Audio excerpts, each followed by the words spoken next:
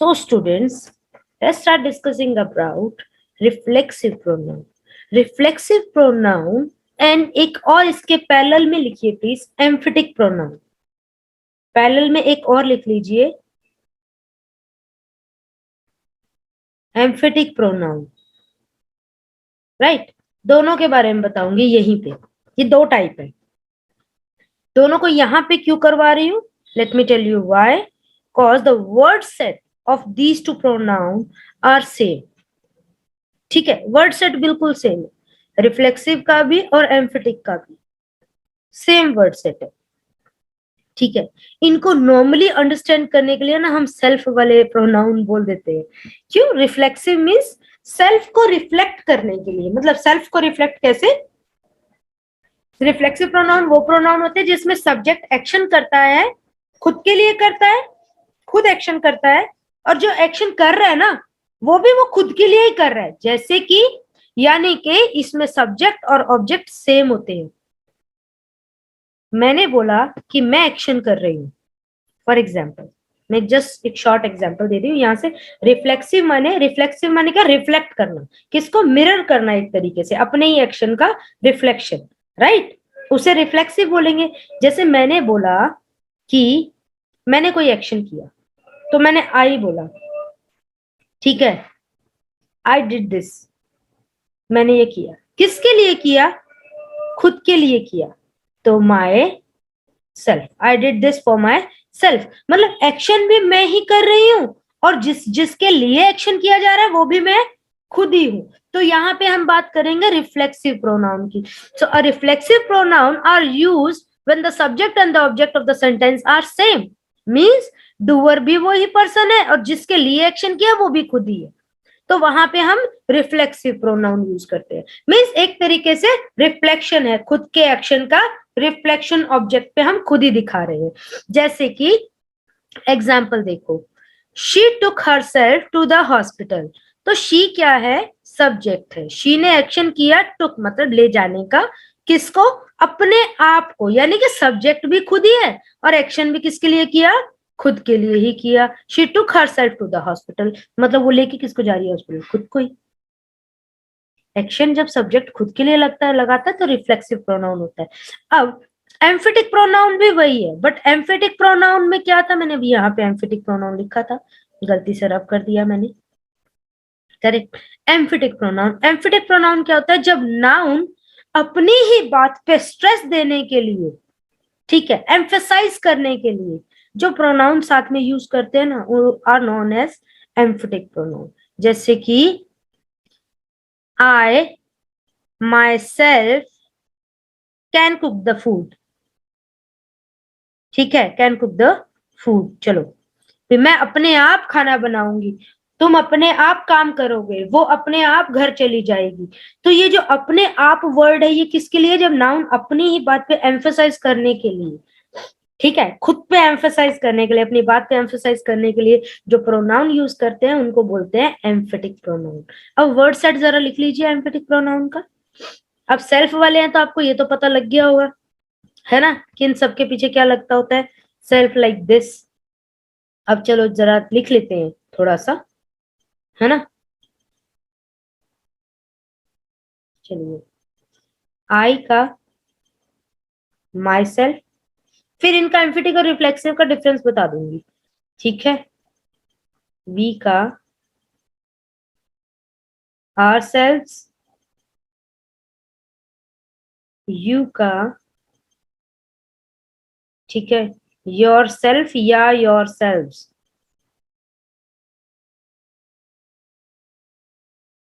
Correct.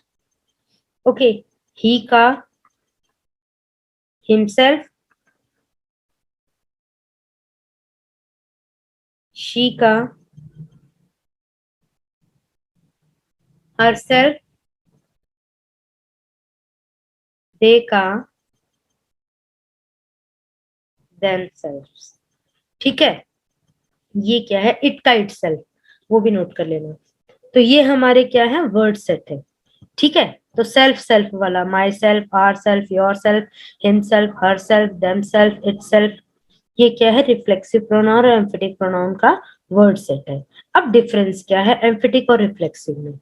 Reflexive में हम pronoun लगाते हैं ऑब्जेक्ट की जगह, ठीक है, like I taught my self to play the guitar, मैं हूं, मैंने सिखाया, किसको?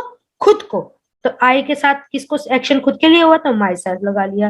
Like you your self better than anyone else, तुम अपने आप को बेहतर जानते हो, यानी कि यू जानने वाले हो, और जानना किसको है? वो भी खुद को, तो योर सेल्फ, राइट।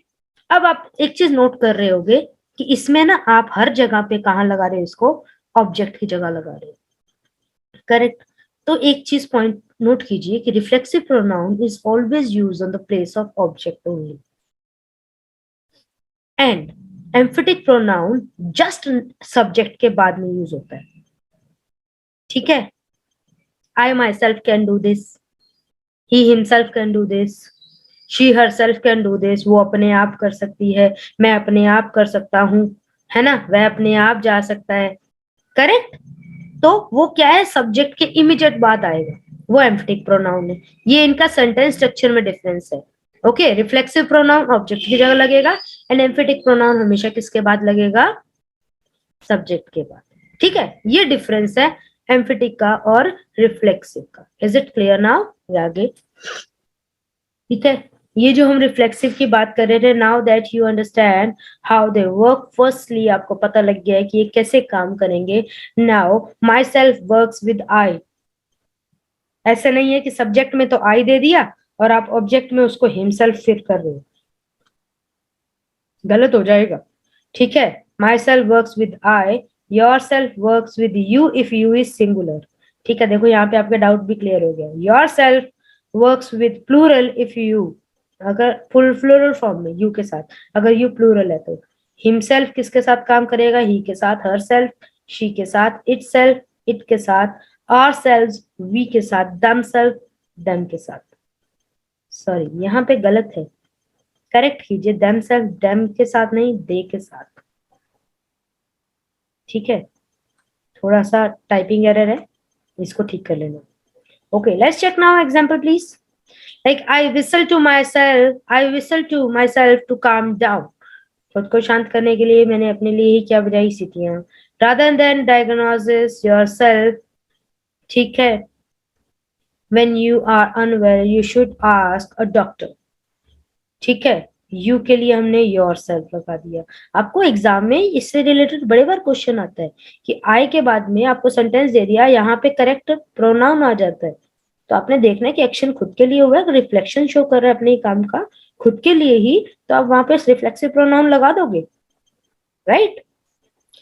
जैसे कि without strong steel frame the building would collapse in on itself, we thought to ourselves, this has been the best way we ever spent together, ठीक है। I brought herself, or she brought herself a new purse for her new job, correct. देखो हर जगह पे object की जगह ही है, काफी सारे एग्जांपल्स है, रीड कर लेना, कहीं प्रॉब्लम फाइंड करे तो पूछ लेना। Next is relative pronoun. Relative pronoun as you know that relative means relation show करना, ठीक है। अब रिलेशन किसका पता है? सेंटेंस के फर्स्ट पार्ट का रेस्ट ऑफ द पार्ट के साथ रिलेशन शो करने के लिए जो प्रोनाउन लगाएंगे, जो सेंटेंस में जैसे फर्स्ट पार्ट कहने को मतलब है कि जैसे कि हमारा द पर्सन है, द पर्सन अब नाउन है, इसका रेस्ट ऑफ द सेंटेंस के साथ रिलेशन शो करने के लिए जो प्रोनाउन लगाएंगे is known as relative pronoun. Like the person who phoned me last night, कौन? द पर्सन जिसने मुझे कॉल किया, हु को लगा के हमने आगे इसका रिलेशन बता दिया, इज माई टीचर। तो हु अब यहाँ पे क्या हो गया? Is a relative pronoun, correct, clear है। जो कि मैं कल भी आपको एग्जांपल में बताया था कि यूपी सैनिक स्कूल का फर्स्ट क्वेश्चन जो था 2020 का, वो प्रोनाउन से था और उसमें हुज था और पूछा गया था अंडरलाइन करके हुज को कौन सा प्रोनाउन है, वो रिलेटिव प्रोनाउन था। 4 ऑप्शंस थी, चारों में से आपको फाइंड करना था that which type of a pronoun it is, ठीक है, क्लियर है। So the relative pronoun is a pronoun that introduce a relative clause. It is called a relative pronoun because it relates to the word, ठीक है, that its relate clause modified. मतलब एक word को rest of the simple word में हम कह रहे हैं रेस्ट ऑफ द सेंटेंस के साथ रिलेट करवाने के लिए जो प्रोनाउन यूज करेंगे, simply known as relative pronoun. Just please check the example now. ठीक है, फर्स्टली क्या है, हु क्या है, रिलेटिव प्रोनाउन. वो किसको रिलेट कर रहा है, द पर्सन को जिसने फोन किया था लास्ट नाइट. ठीक है, वो उनका टीचर है, इज माई टीचर. तो हु क्या कर रहा है, रेस्ट ऑफ द सेंटेंस के साथ रिलेशन क्रिएट करने में हेल्प कर रहा है. तो हु हमारा क्या हो गया, रिलेटिव प्रोनाउन. ठीक है, now list of the relative pronoun is who, whom, whose, which and that. ठीक है, बेसिकली मैं यहीं पे बता देती हूँ, हमने इंट्रोगेटिव प्रोनाउन में इसके बारे में बात की थी कल. हु किसके लिए लगता है, सब्जेक्ट के लिए एंड फॉर द पर्सन. हुम किसके लिए लगता है, ऑब्जेक्ट, सेंटेंस के ऑब्जेक्ट का रेस्ट ऑफ द सेंटेंस के साथ रिलेशन दिखाने के लिए हुम लगाते हैं, तो ऑब्जेक्ट के लिए हुम लगेगा. ओके, हुज लगता है फॉर शोइंग द पोजेशन. जिस घर में हम रह रहे हैं ये उनका घर है, तो हम यहाँ पे हुज लगा देंगे पोजेशन के लिए. ठीक है, किसी भी पर्सन या थिंग के लिए. करेक्ट. विच लगता है चॉइसेस के लिए, फॉर द थिंग्स. ठीक है, okay. And that can be used for things and people only to define relative clause.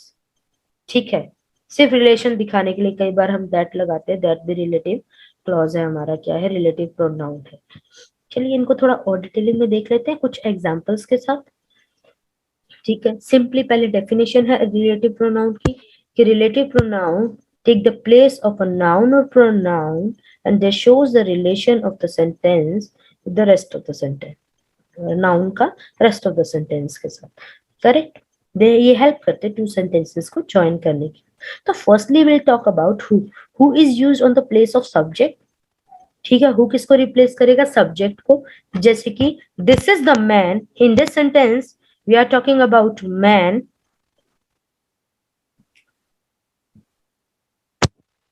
Parikshit Bhardwaj, आपको अनम्यूट किया था बेटा, आपका कैमरा माइक अभी भी ऑन है.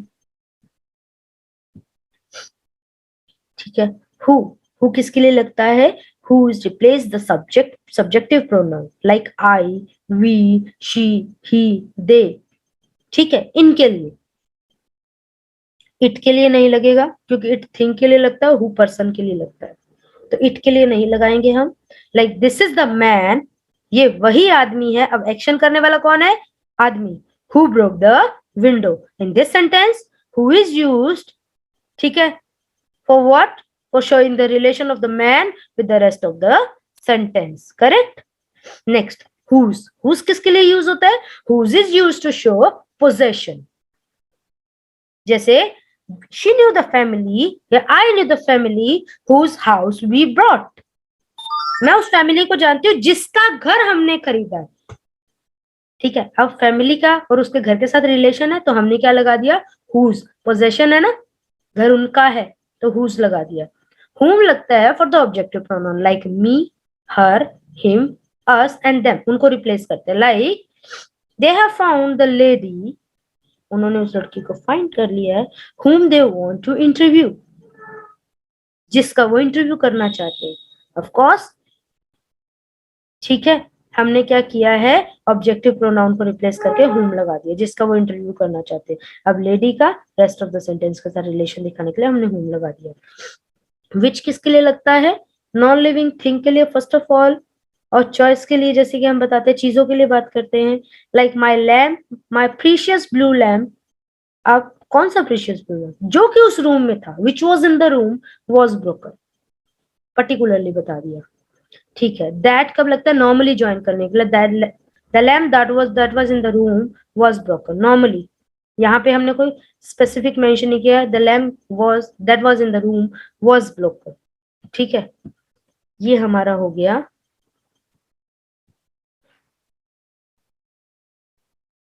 Relative pronoun. Is it clear? Next is reciprocal pronoun. Reciprocal, reciprocal pronoun क्या होता है? रेसिप्रोकेट करना, मतलब म्यूचुअल एक्शंस, म्यूचुअल फीलिंग्स के लिए लगाया जाता है। दो पर्सन है, एक दूसरे के लिए सेम फीलिंग रख रहे हैं, ये दो पर्सन है, एक दूसरे के लिए सेम एक्शन कर रहे हैं, या दो से ज्यादा पर्सन है, एक दूसरे के लिए सेम एक्शन कर रहे हैं, तो हम कौन सा प्रोनाउन लगाते हैं? Reciprocal pronoun. Reciprocal means reciprocate करना, कि एक एक्शन कर रहा है वो सेम फीलिंग या सेम एक्शन कोई दूसरा उसके लिए कर रहा है। अब इसमें दो ही तरीके के रेसिप्रोकल प्रोनाउन है, each other and one another. Each other is used for the two person, if two person are doing the same thing और two person feeling the same thing. For each other, so will use each other. ठीक है, अगर दो से ज्यादा person है और एक दूसरे के लिए सेम एक्शन कर रहे हैं या सेम फीलिंग रख रहे हैं, तो हम क्या करते हैं? वन अनदर लगाएंगे। ठीक है, जैसे कि अगर my cat and dog love each other, अब इसमें क्या है? कैट डॉग को लव करता है, डॉग कैट को लव करते हैं, तो यह क्या है? म्यूचुअल फीलिंग ऑफ लव है यहाँ पे, तो विल यूज ईच अदर। ठीक है, they all support one another. अब इन दिस सेंटेंस ये इसको सपोर्ट करती है, ये इसको सपोर्ट करता है, ये इसको सपोर्ट करता है, यानी कि ये आपस में क्या कर रहे हैं? म्यूचुअल एक्शन कर रहे हैं सपोर्ट करने का। So will use one another, more than two है तो विल यूज वन अनदर। ठीक है, चलो थोड़ा सा आगे बढ़ते हैं। A reciprocal pronoun is a pronoun used to identify an action और a feeling that is reciprocated, कि जो कि क्या है? रेसिप्रोकेट की गई है, करेक्ट, एक दूसरे के लिए सेम। ओके, फॉर एग्जाम्पल मैं आपको यहां से वेव कर रही हूँ, यानी कि हाथ ऐसे वेव कर रही हूँ, आप लोग मुझे सेम वेव कर रहे हो, तो ये क्या हो गया? We are waving to each other, correct. Okay, like Mary and Jane, Mary ने जेन को गोल्ड रिंग पहनाई, जेन ने मैरी, म्यूचुअल एक्शन हुआ दोनों का एक दूसरे के लिए। ठीक है, तो हम करेंगे Mary and Jane gave each other gold ring on their wedding day. दो जनों ने सेम एक्शन किया एक दूसरे के लिए, तो will use each other. Terry and Jack were talking to each other on the hallway. We give each other gifts during the holidays. अब क्या है? स्टूडेंट्स हैं, एग्जाम पास हो गया तुम सबका, अब तुम सब एक दूसरे को कॉन्ग्रेचुलेट कर रहे हो, तो सब एक दूसरे के लिए सेम एक्शन कर रहे हैं, तो what you can say, the student congratulated one another after giving practice speech. ठीक है, लाइक किड्स अपने आपस में खेलते हैं, बॉल एक दूसरे की तरफ पास किया, सारे एक दूसरे के साथ सेम एक्शन कर रहे हैं, सो हम ये कह सकते हैं the kids spend the afternoon kicking the ball to one another. ठीक है, these are the type of pronoun which we have discussed today. कोई डाउट है? पूरा वीडियो देखने के लिए और लेटेस्ट एग्जाम अपडेट्स जानने के लिए डाउनलोड करें कैरियर डिफेंस स्कूल का एंड्रॉयड ऐप।